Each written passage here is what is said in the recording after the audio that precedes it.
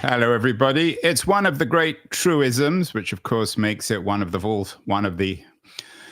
great falsisms. Be yourself, we're told, means to align with your authentic thoughts, authentic values. It's bound up with self-acceptance, self-awareness, self-expression, all the rest of that nonsense. Suggests that we're very good at exploring our inner world and acknowledging and accepting our vulnerabilities. And we're told that if we're not being ourselves, we will stagnate and turn out to be fakes. But my guest today suggests that we shouldn't be ourselves. And indeed, he argues that authenticity is overrated. This book, I think, is a very healthy addition to the debate about the value of authenticity. Tomas Chamorro-Premuzik is an unusually international fellow, grew up in Argentina, of Croatian and Argentine parents, has an Anglo-French wife, lives part of the year in the UK, part in Brooklyn, New York, and is talking to us from Rome. Thomas, you sound a profoundly inauthentic character, are you? I am, yes, I am. I practice what I preach, so I try not to be myself as often as I can, Andrew. So what does that mean? Not being myself means that we have a self. Is that true, that we all have this kind of inner core? The person I blame for all this nonsense is the French philosopher or the French-Swiss philosopher Jean-Jacques Rousseau, who sort of introduced the idea of the authentic, the idea of us having a self. Do we all have one, Thomas? This is a really good, and I think Swiss, right? But he wasn't Swiss, neutral. yeah, but the French claimed him. You know, the French always Exactly. claim everything bad. Look, I think the self is a sensible construction. If you define it in terms of, kind of our tendency or ability to stitch together our experience in a way that provides some allegedly meaningful form to our identity, that's the self. But there's actually much less consensus and probably less sense on the notion that parts of us are more authentic or real than others. So I would say yes to the notion of the self, but no to the notion of a real, true, whole, or authentic self. So your book, Don't Be Yourself, Why Authenticity is Overrated, is less of an attack on Rousseau, less philosophical, more social scientific. You suggest in the book that the science tells us that trying to be oneself is wrong. What does the science say, and what kind of science is it, Thomas? I think mostly the science of effective interpersonal functioning. First of all, anything meaningful that happens in our lives is a result not so much of how you think of yourself, but how other people think of you. And it will not surprise you to hear that decades of behavioral science or social psychological research show that people are typically seen as rewarding to deal with and thought of in a positive vein when they make an effort to engage in strategic impression management, when they see life, particularly work and high-stake interactions with others, as an opportunity to display social skills, to engage in empathetic interactions. And we to got really the E word now. You've thrown that one in with the A word. We've got empathy and authenticity. Well, there is a tension between both, but if there is a ban on certain letters, let me know so I avoid them. No, won't you? So you talked about something. What did you say? Strategic self-presentation. I think fundamentally, Andrew, if I can summarize the book in one sentence, is like I'm trying to persuade people that it's advantageous, highly advantageous, to understand where the right to be you ends and your obligation to others begins. Not just for you as an individual, but also for, organizations and societies at large. So the book is put out by Harvard Business Review. It's for this audience of business readers. You sometimes, I think, teach at Harvard Business School. You're part of this corporate world. You were the chief innovation officer at Manpower Group, which claims that a brighter future is humanly possible. So this book is directed at a discipline of how to be a more successful, a happier worker. Is that fair?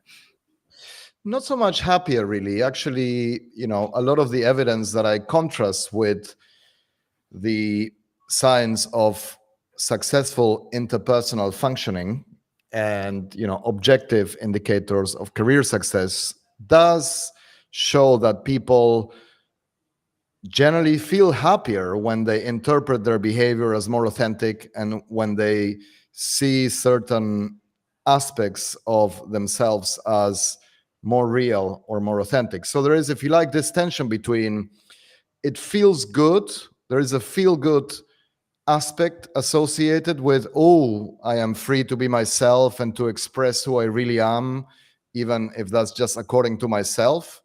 But on the other hand, the more important element and what I focus on in the book is that if you want to get hired, get promoted, or be an effective leader, you need to really focus less on how to unleash your unfiltered, uninhibited self on others, or express, if you like, the version of you that you think is real, and more on what other people find valuable and meaningful. And especially, I spent a lot of time working with leaders, assessing and developing their potential.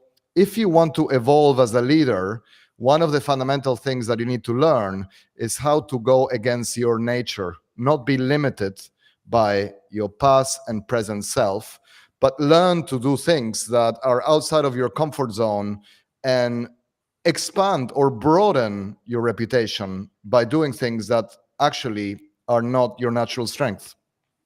In other words, read Machiavelli and not Rousseau. Sometimes these business books, Tomas, and your one sounds intriguing, but some of these business books, they basically just state the obvious. Isn't that obvious that we should tell people what they want to hear rather than what we want them to hear? So if you meet someone who seems a certain way, you present yourself in that way. In a sense, then what you call strategic self-presentation is about the fact that we're all salesmen when it comes to relationships in business and in private life, and perhaps even in terms of ourselves. We think of ourselves, we have an inner dialogue, don't we? So are you suggesting that we should also lie to ourselves, or at least be creative? No, we already lie to ourselves. It's probably the most consistent and widely replicated finding in the social sciences, I would say. People bullshit what makes themselves. us human. It's something we should be proud of, right? Well, I think being proud of that is part of the same sort of like narcissistic or self-enhancing flaw. Just because we do it, we're proud of it.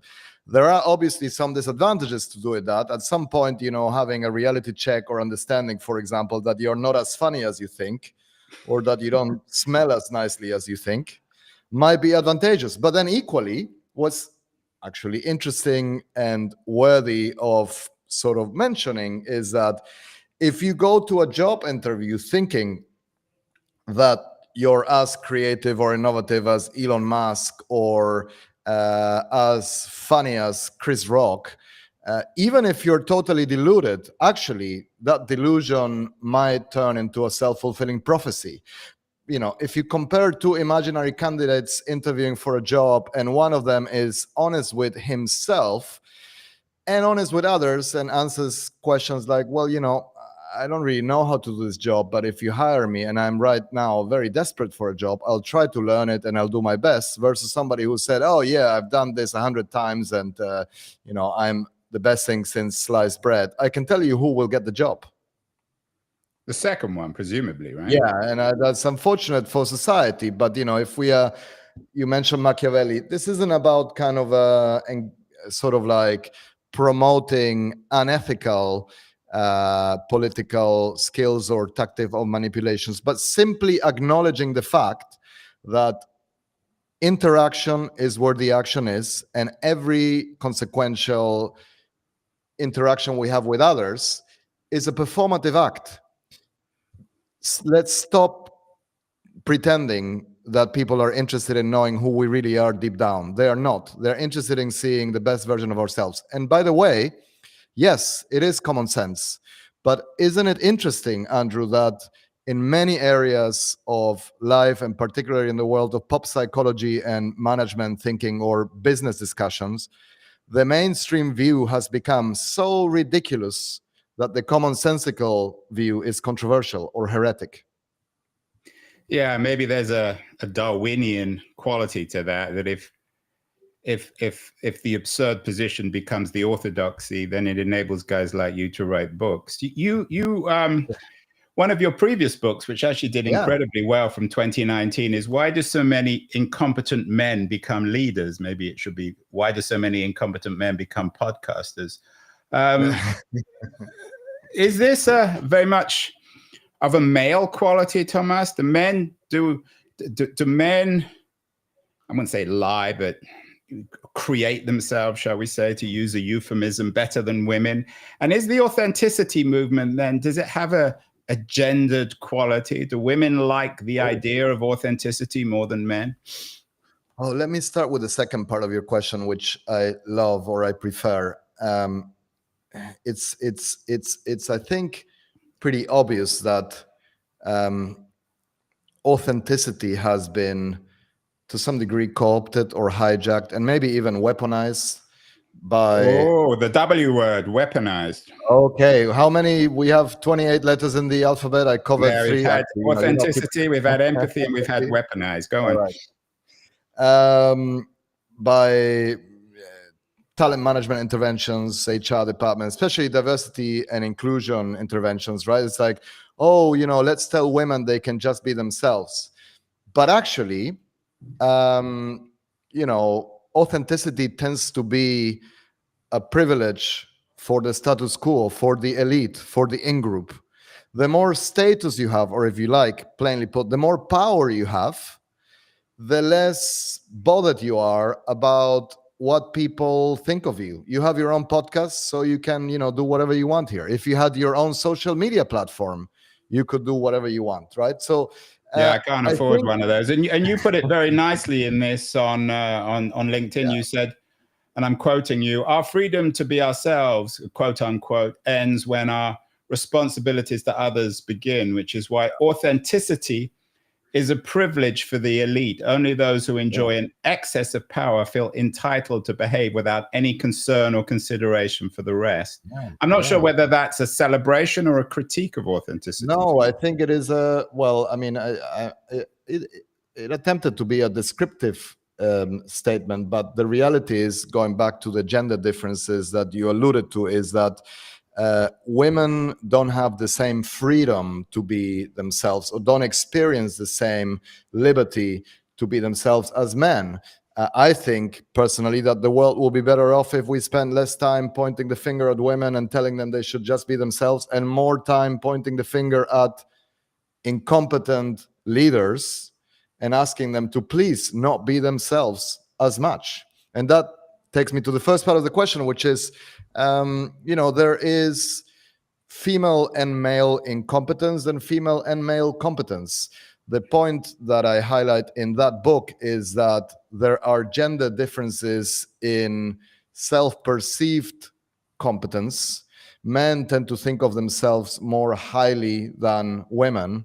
And in a world that confuses confidence with competence, we actually assign leadership roles to people who think very highly of themselves. And oftentimes, they're actually not very talented at all. So it's an attempt to focus people more on substance and less on style, and to actually understand that if we continue to celebrate self-belief as opposed to self-knowledge, and we're not competent enough to understand whether somebody has the potential to be a good leader, this this phenomenon will keep on going on and on and on. Yeah, and a lot of your other work has touched on this. You wrote a book called The Talent Delusion, and you have an audiobook out on confidence. So what are you telling people, Tomas? Are you telling them that they should be more or less confident, more or less deluded about their own talent? Should we recognize that we probably are incompetent, but we need to nonetheless not... Well, I mean, I guess if we are by definition incompetent, then we shouldn't be ourselves. Yeah. Right? I mean, we should... I mean, how do we become... Yeah. Let me ask you, let me rephrase the question. How do we become more competent as people and in the workplace? They're all bound up with one another. Should we be more or less confident, more or less honest with ourselves, more or less authentic? If you want to boost your competence, it helps to actually gain some self-awareness, understand what you know and what you don't know, which typically results from paying attention to how other people see you, having the humility and the self-critical maturity to not just seek, but also internalize critical feedback from others, so that you can close the gap between your skill set and your aspirational skill set. However, if you want to succeed in life, bullshitting others will be a lot easier if you can bullshit yourself first. So in a way, what I'm highlighting through all my work, and thank you for showing so many of my books, is this tension. What's good for the individual might not be good for the group or the collective, but what's good for the collective tends to be good for the individual. You see, I grew up in Argentina, where I think we're the only perpetually declining nation in the world. And at the beginning of the 20th century, we were one of the richest countries on earth. Yeah, I think top six. It's an astonishing story. And according to some, top three. I mean, in Paris, they especially had an Argentina, especially Argentinians, it was top three. Yeah, right? exactly. And so, we are widely known for our self-belief and astronomical levels of confidence. But if it's detached from your actual talents and accomplishments, it's a slippery slope. You have to, at some point, just maintain your delusion, because a reality check is too traumatic. You mentioned Darwin, right? And Darwin actually talked about he's famous for really a diluted or bastardized version of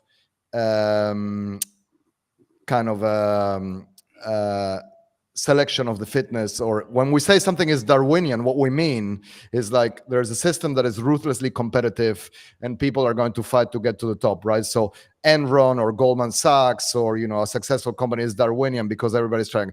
Actually, that kind of competition is harmful because it leads to free riders, imposters, and if people in the same team are trying to cheat each other, you have a toxic culture and there's no trust, and then only deception will be rewarded, right?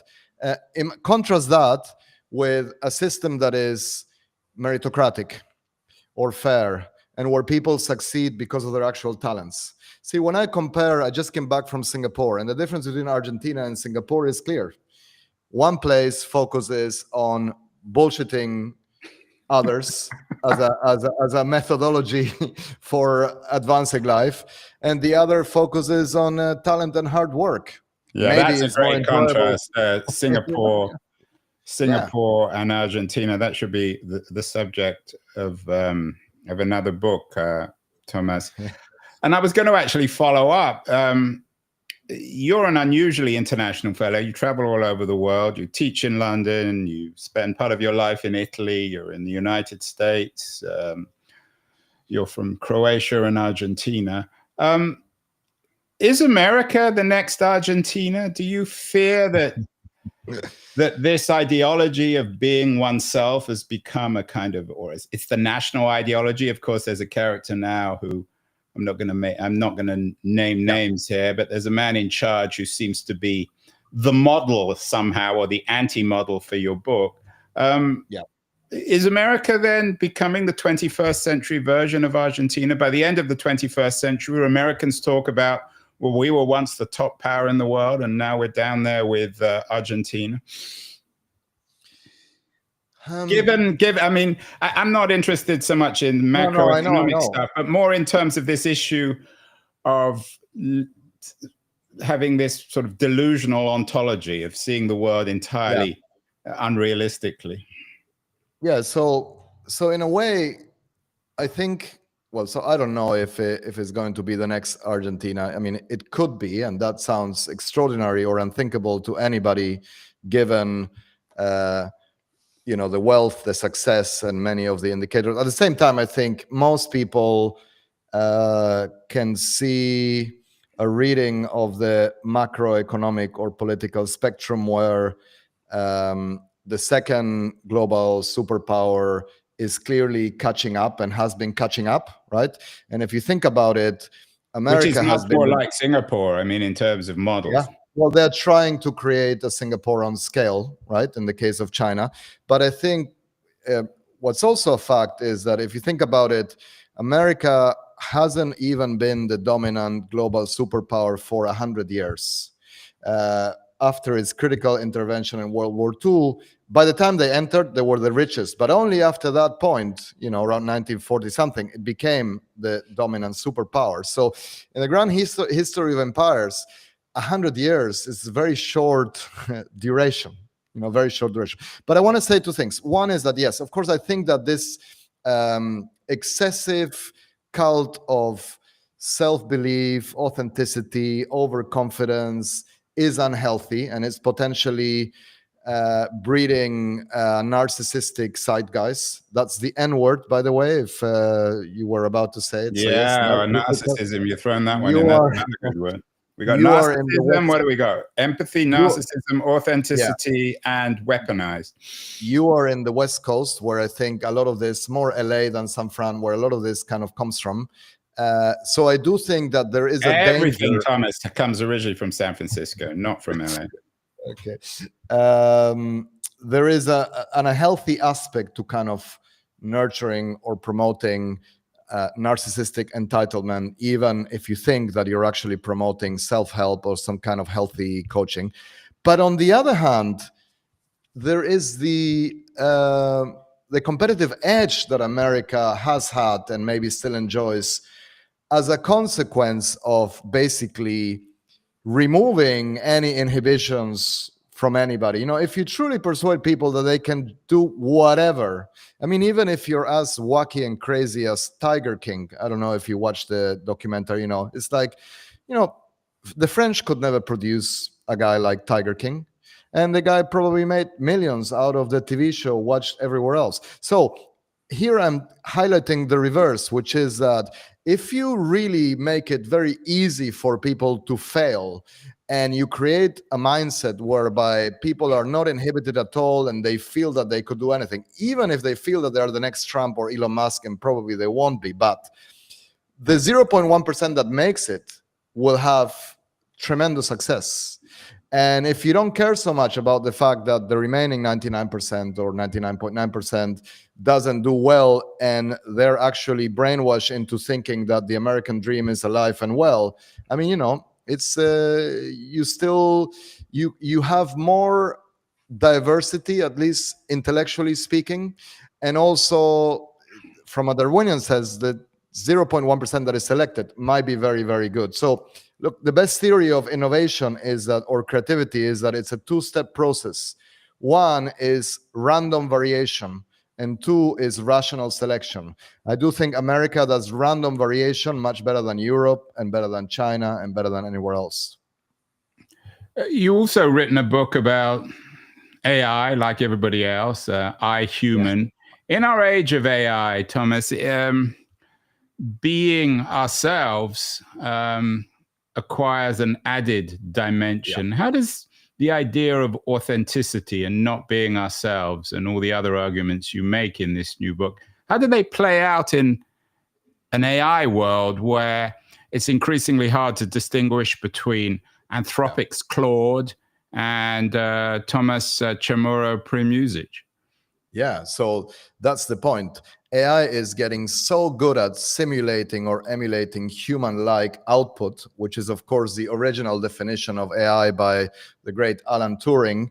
Machines will think, or we might call them intelligent, when they can produce something that, to the eyes of an expert, is unrecognizable or indistinguishable from human content. Already today, if people are watching us, they won't know if we are a deep fake or the real Andrew Keen, the real Dr. Well, Thomas. I always ask my guests that, how would you, and I'm slightly changing the subject, we'll come back. Yeah. How would you prove that you are actually Tomas Chamorro-Premuzik as opposed to a bot?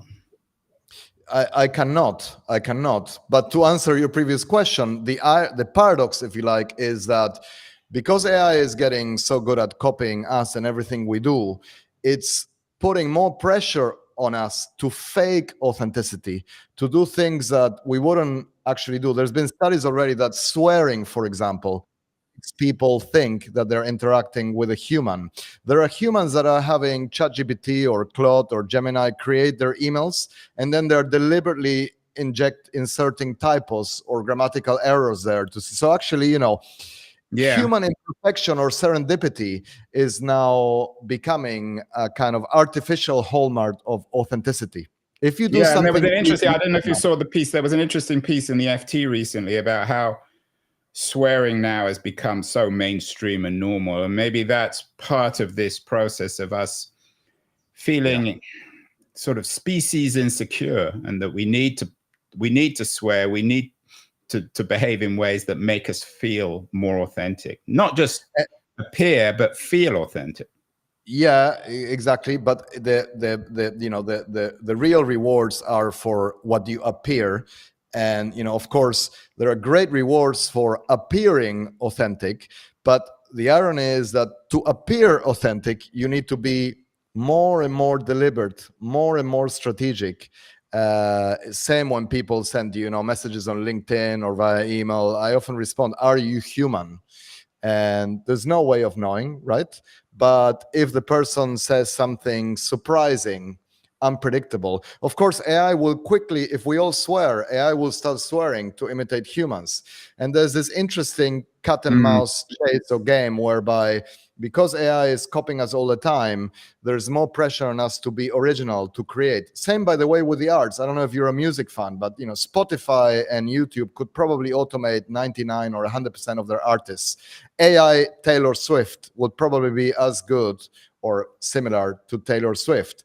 But if AI automated all the musicians in the world, I don't think it would kill musical creativity or musical innovation. It would push artists to create something that AI can do. And this is the kind of a race or the battle or the challenge that humanity is facing now. How to do things that machines still haven't figured out how to do.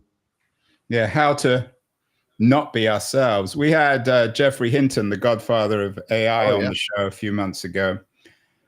And he acknowledged that he has no idea of whether AI is going to destroy our species. So he gave it a 10 to 15% chance. But then at the end, he said, the way to save ourselves is to give AI female qualities, which I think in terms of your arguments might not be true. If you were in charge of OpenAI or Anthropic, what values would you give this new technology in terms of this argument you're making about not being ourselves? What should AI be trying to bring out of ourselves? So I read and heard his comments, which went viral, and I think some people found them controversial, because I think it is still controversial to say that things like empathy, kindness, and even like agreeableness or the ability to not be yourself. Emotional labor is now a very dated term, but for a while it was associated with, female staff in hospitality. And the point was to say, oh, poor women, they're repressed because they have to make an effort to manage their reputation. I absolutely agree with Jeff Hinton that A, these qualities are more feminine than masculine, and that B, they're not just a way for us to find behaviors or an approach to work and life that is less likely to be cannibalized or automated or emulated by AI. But actually, if you're running these companies or programming the AI, you need some of these pro-social and ethical values and instincts to ensure that the technology causes more good than harm. So I think he was onto something. Yeah, it was funny. At the end of the interview, I don't think he cared for it much. It probably wasn't a very good interview. He said to me when the mic went off, "Why are you so horrible?" And I'm not sure. Should I have taken that as a compliment or a criticism? I mean, I think it is a criticism. Well, he meant it as a criticism, but should I take it as a criticism? Or should I actually be rather complimented that he would say that? You always have more to gain if you take it as a criticism, or at least ask yourself the question, should I have done something differently? At the same time, I think you have a specific style that is at least, stands out. I think you're sort of like creating a sort of a version of Jeremy Paxman light or something like that. Yeah, so light? I thought it was heavy. Yeah. Well, you have to repeat the same question over and over again. So I think at least it's a little bit, you make more of an effort than him. That's a compliment. Well, yeah, I'm not sure if I should take that as a compliment or criticism. So do you think I should be a little softer, a little bit more empathetic? I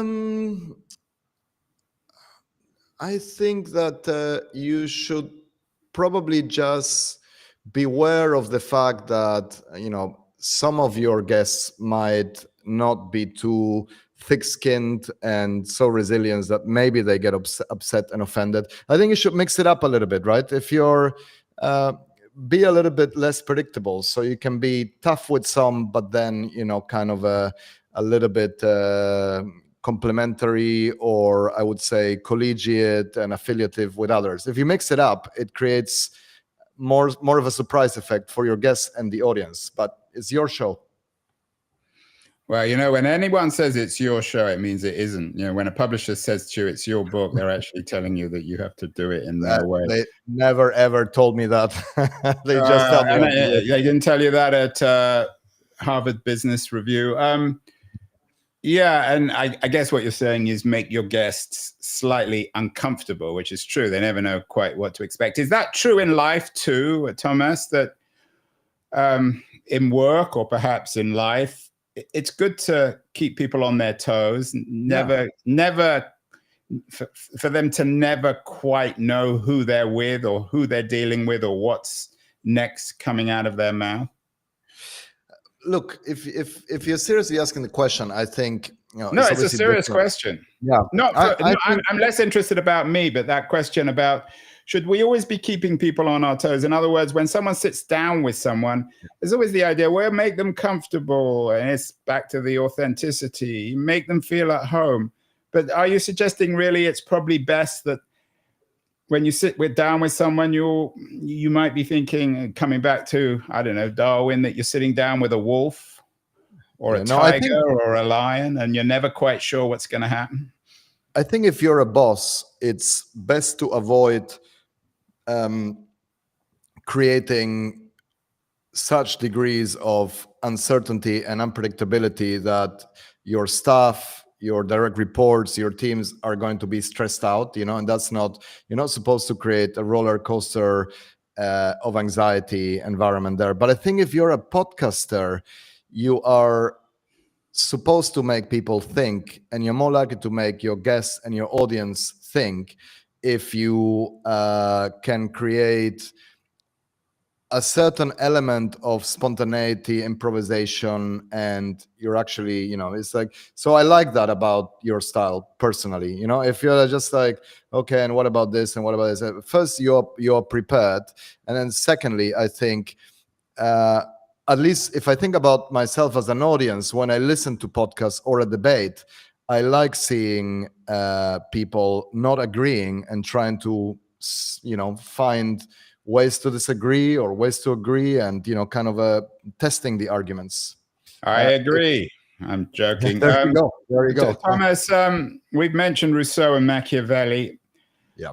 But the one great philosopher we haven't mentioned, modern philosopher, is Thomas Hobbes, and the foundation of all his theories, particularly his political and psychological, were built on fear. Yeah. Why don't management theorists like yourself talk about fear? After all, most of us work because we fear starvation or failure. And most of the time in the work, I've never really had that many jobs, but whenever I've had jobs, everyone around me seems to be deeply fearful of being fired or being embarrassed or failing. Why doesn't fear play out in these kind of narratives? And in terms of being ourselves, should we acknowledge that we walk around, particularly in our professional lives, terrified all the time that we're going to fail, that we're going to be embarrassed? It might just be, the evolution of modern human resources departments. They have created or sort of shaped workplace cultures in a way that is a little bit infantile, I think, and